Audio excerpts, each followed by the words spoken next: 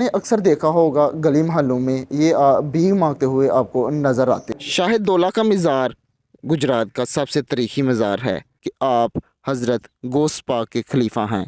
बिस्मिल्लाहिर्रहमानिर्रहीम, अस्सलाम वालेकुम। मैं आपका होस्ट मोहसन अली आपको अपने YouTube channel Pakistan history blog पर खुश आमदीद कहता हूं। तो आज की वीडियो में मैं आपको लेकर आया हूं शाहिद दौला हज़रत कबीरुद्दीन के मज़ार पर। तो आज की वीडियो में मैं आपको शाहिद दौला के चूहों के मतलब जो हैरान कुन इंकशाफात हैं उनके मतलब बताऊँगा, और इनके जो इनकी जो एक तारीख है या इसकी जो भी हिस्ट्री है वो आज की वीडियो में मैं आपके साथ शेयर करूँगा। आप लोगों ने बहुत से ऐसे बच्चों, बुज़ुर्गों और नौजवानों को देखा होगा जिनके सर और मुंह बिल्कुल छोटे रह जाते हैं उनके जिस्म के मुकाबले में। आमतौर पर ऐसा लगता है कि ये जिस्मानी या उनको पैदाइशी बीमारी है। तो आपने अक्सर देखा होगा गली मोहल्लों में ये भीख मांगते हुए आपको नज़र आते हैं। कुछ लोग तो इनको तंग करते हैं और कुछ लोग जो है ना इन पर आवाज़ें कसते हैं।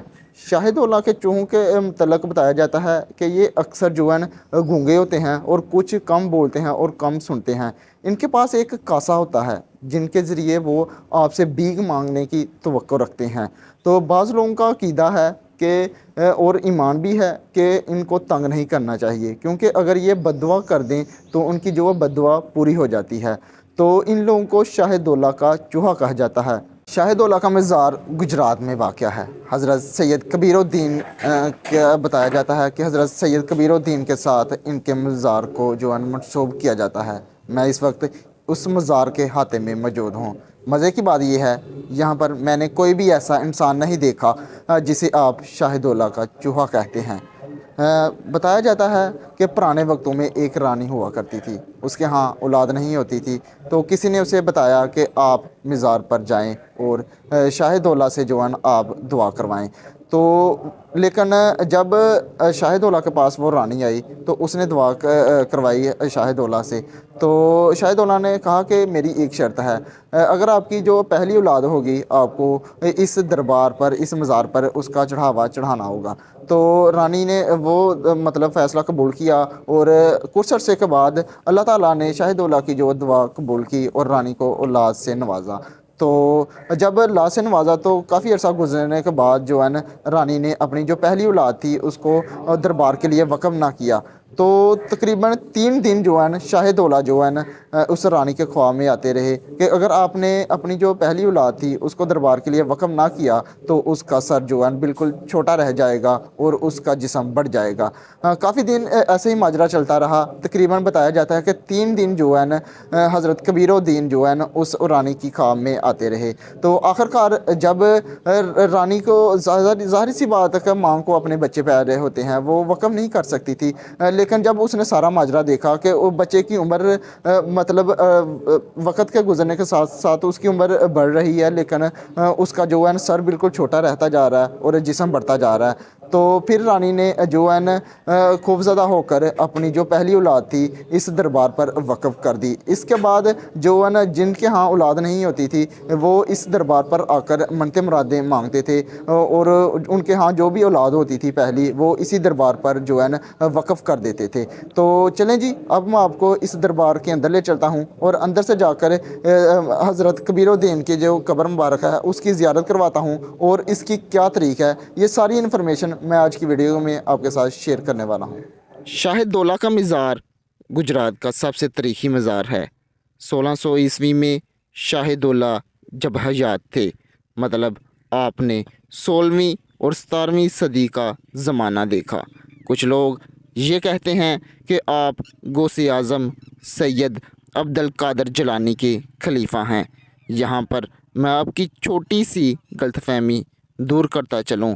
हज़रत गौस पाक के साथ एक रवायत को मंसूब किया जाता है कि आपने 10-12 साल के बाद एक कश्ती को पानी से निकाला था। कहा जाता है कि एक दफ़ा हज़रत गौस पाक एक दरिया की तरफ जा रहे थे तो रास्ते में एक औरत उनको रोते हुए मिली। तो आप सरकार ने उस बूढ़ी औरत से पूछा कि आप क्यों रो रही हो। तो उसने कहा कि मेरा बेटा बारात लेकर आ रहा था तो उसकी कश्ती पानी में डूब गई है। आप सरकार ने कहा कि कितना अरसा हो चुका है कश्ती को डूबे हुए। औरत ने कहा कि 10 से 12 साल हो चुके हैं, तो आप सरकार ने दुआ की तो वो कश्ती बारात समेत बाहर निकल आई। तो उसमें जो दूल्हा था उसका नाम था सैयद कबीरुद्दीन अहमद। लिहाजा दो कबीरुद्दीन अहमद रूहानियत की दुनिया में मौजूद हैं। एक वो कबीरुद्दीन अहमद बगदादी हैं और दूसरे वो जिनके मज़ार पर मैं खड़ा हूँ, हज़रत कबीरुद्दीन दरियाई। दरियाई का लक़ब इन्हें इसलिए दिया गया, कहा यह जाता है कि आप बहुत सखी थे। आपके पास जो भी मन्नतें मुरादें लेकर आता वो खाली हाथ वापस नहीं जाता था, इसलिए उनको दरियाई का लक़ब दिया गया। ये गुजरात का मशहूर मज़ार है। इस मज़ार के अंदर ये लिखा हुआ है कि आप हज़रत गौस पाक के खलीफा हैं। हालांकि ऐसा कुछ भी नहीं, आप बहलोल लोदी के पोते थे और उनकी औलाद में से थे। हज़रत गौस पाक के ज़माने में और हज़रत कबीरुद्दीन के ज़माने में बहुत फ़र्क है।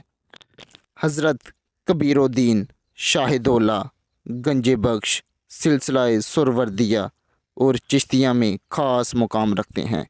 सैयद कबीरुद्दीन 1554 में पैदा हुए और उनका विसाल 1776 ईस्वी में हुआ। उनके वालिद का नाम अब्दुर रहीम लोदी था। ये सुल्तान बहलोल लोदी के पोते थे। वालिदा का नाम नेमतुल्ला बीबी था, जो सुल्तान सारम खां गखड़ की पोती थी। आपकी कब्र के तख्ते पर आपको हज़रत गौसे पाक का मुरीद ख़ास और खलीफा लिखा गया है, लेकिन ये गलत है।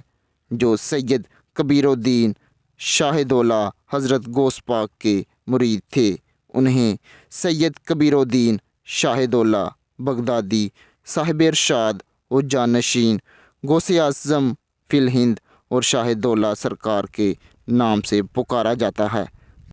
तारीख़ के मुताबिक उनका असल नाम सैयद कबीरुद्दीन इब्ने सैयद मूसा हम्बली बगदादी था। आपके वालिद गौस पाक के ख़ास दोस्त थे। आपकी जाए पैदाश बगदाद में हुई थी। तो ये सामने आप देख सकते हैं कब्र की तख्ती पर हज़रत सैयद कबीरुद्दीन साहिब गंजे बख्श दरियाई और साथ में हज़रत शेख सैयद अब्दुल कादर जिलानी, उनके मतलब लिखा गया था कि ये उनके जो है ना खलीफा थे। हालांकि मैं आपको वीडियो में बता चुका हूँ कि वो हज़रत गौसे पाक के खलीफा नहीं थे, ना ही उनके मुरीद थे, बल्कि हज़रत सैयद कबीरुद्दीन गंजे बख्श दरियाई के वालिद हज़रत गौस पाक के मुरीद ख़ास थे और दोस्त थे।